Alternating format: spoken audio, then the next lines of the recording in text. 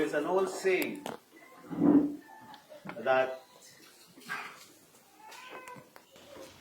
the mountain can't go to Mohammed, but Mohammed could go to the mountain. Today, Mohammed is here with the mountains.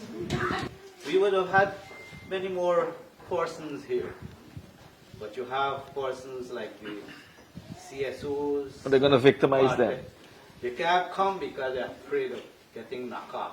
Every day receiving messages, every hour, from 10-day workers and CSOs, victimizing them. Yeah, because we do not understand and know our rights.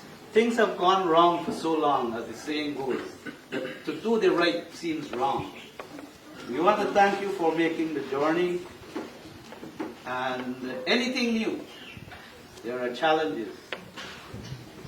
And I know that you are really young and strong and determined to make a difference in this country. We need it. I listened to your speech, and it is very encouraging. So here is where we could fill the gap. We need proper communication. We need respect. We need the type of communication that is going to carry us across this nation. Correct. This country is rich, and yet we are challenged beyond measure.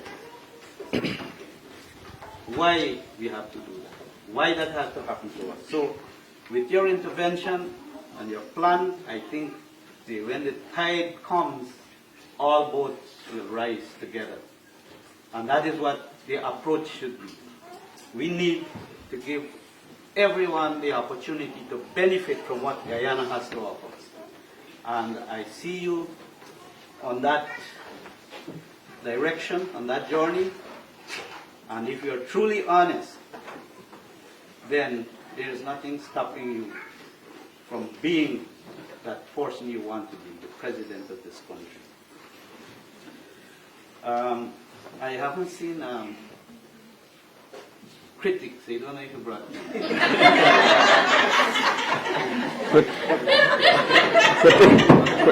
The money you spend on him, you know, that could have built this road, True. Georgetown to left. True. If you pass through the road, have you ever seen in any country just bridges? How you between the two bridges in rainy season you have to get boat, and there's no boat. So what sort of people we have as our specialist engineers? We need a strategic plan. Correct. With the key specialists in it. And number one, we have to have our country secured. But we have to know the borders. We have to know the people who are in the forefront to give them that support. And the indigenous people are in the forefront. Give us our land and we would be able to fight anybody that comes. If we get our land, we're fighting for our land all the time. It is enshrined in the Act that indigenous people have the right to their land. So this must be respected. We have money. At least I think so. The oil, the carbon, the gold. Guyana is rich in natural resources. We might be poor in thinking, some of the leaders. Funding, we're getting a lot, we're spending a lot of money, but you don't see, what you're seeing is not the real output. What you're seeing is the dependency. We stop work because we're listening out for this next cash grant. That's right. And I stay in here and I have no farm. I have no fish now. My wife won't leave me because I can't fish anymore. So these are things that you're seeing. So it is our leaders, you said, MTC is not being given that space. This is what we are doing here in Surama. We have been able to put some funds into what we call the Surama Support Fund. How we look at it, it is like our little bank starting here. See, within the next 10 years, we could have our own bank here. And there is where this LCDS fund could touch each and every one, because they have an opportunity to go and borrow, Invest. save up, and and we've tested it out. It's working, but of course everything has to go through the course. We have to evaluate it and see how we go ahead. But these are things that could help. We've seen it. Those are things that are tangible. You see people with their houses. You see people with their motorbike or their farm or their lab. That is what we need. We need industries here. All what we're doing in Guyana is buying and selling. Buying Chinese thing, buying Brazilian thing, and we have nothing The export, yeah. to export. We have the hydro in Latam, 2 hydros, which could be churning out things fabricated right here in this region. Good day, good day. Beautiful people of Surama, sorry for the delay, but I want you to be aware of what is going on presently. I had to leave home 2 a.m., around 1 a.m. this morning to come here. The reason for that is because the government, they don't want me to travel from Ogle.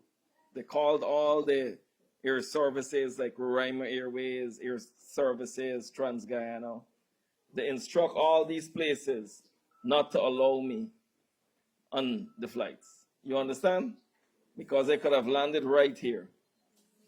So that is the problem we are facing presently. A full dictatorship government.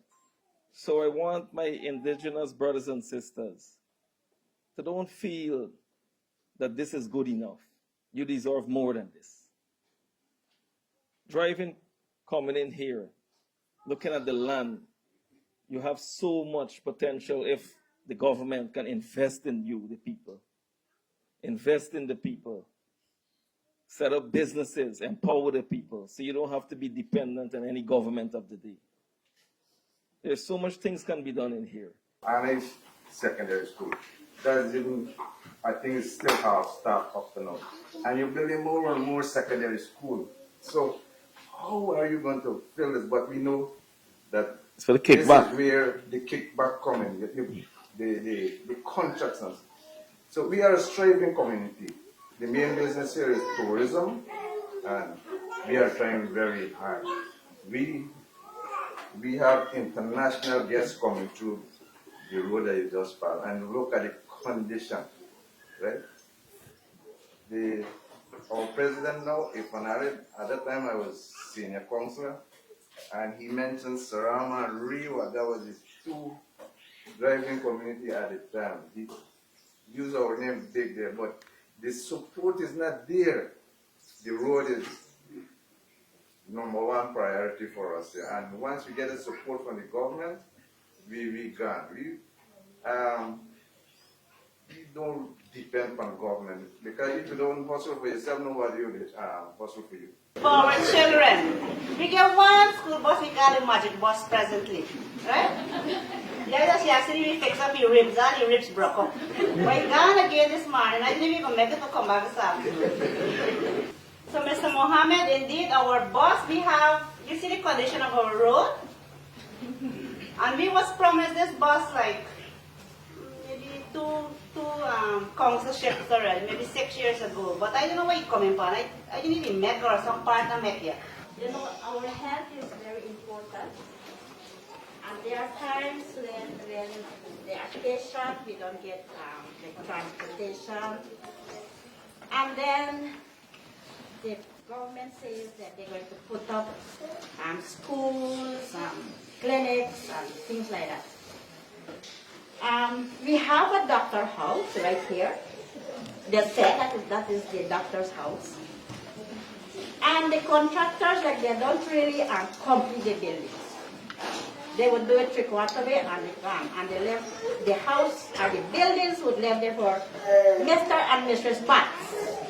We just accept little or nothing from the government. We're just glad for it. And that can build our house. And with loans now, we have a nice loan going on here. And people like me who don't work with salary, how would I pay back that loan to? I think about it. And I'm so happy to hear about the indigenous people and the forest, which was partnership with Norway. However, I was one of the ladies going to communities and telling the people them how we get in $1 million a year from this LCDS. And you know, this is what they told us to do outreach. When we do outreach, we must tell the people that I just feel so ashamed. None of us never get $1 million, except for 100,000. What $100,000 going to buy? When we go to shop with this high prices of cost of living, if you go buy little items, $100 don't buy there. So I am very happy that you come and tell us about the LCDS and the indigenous people. And I would like to, you as a young man, I hope all of us will vote for you. We are gap people, we go fill in the gap. Yes, we go fill it in. So don't worry, okay? They said we, the Amerindian people, we are the one who own the forest. But we getting little and nothing. We're not even getting 500,000, nothing at all. Now I can't say much about the oil, but we here, I'll run till to our elbows up. But we ain't getting nothing because when they came, I asked them, excuse me, where are we getting this little grant from? Is it from the LCDS or from the oil company? After today, I didn't get the answer. We in Surama and Mr. Mohamed, as soon as he arrived here this morning, the first thing he asked is if this land belongs to us. I said, yes, it does. And his thing was, right away he said that you have potential. Agriculture, cattle, that was his word. And you know, us in Surama here, our main focus is agriculture. The sweet cassava is our main focus for export. But as you rightly said to me this morning, capital is our problem. I heard Mr. Mohamed talk about don't allow people to mining. Well, we had that issue a few months ago. People wanted to get access through our community to go, we decided back there to do mining and logging. And when we had that issue, I stand up and said, if we agree for one person to pass through here and go there, we are in trouble. And we know Iwokrama is our neighbor, and if Iwokrama could say no, we as indigenous people too must say no, because we have an agreement with Iwokrama to give them that support, and if Iwokrama say no and then we say yes, it wouldn't work. So once you get into power, we don't want you to give GGMC the power to issue out the lands or the permits without the consultation of us. Because I visit some of the Amerindian communities where mine is happening, and for me as an indigenous woman, I don't like what is happening in those indigenous communities. It is not nice. We know we are lacking 100%. I am talking on behalf of the North Rupununi, my community of the Bina Hill Institute. This is one of its kind in Guyana, an indigenous institute. We have a beautiful building there, which is supposed to be like coming up to be a university for us. When the present government came into administration, one of the ministers was there, and he said, we get in 20 million, we will furnish the Bina Hill Institute. Until today, we haven't seen anything there. So it's not furnished, but we are using it at the moment.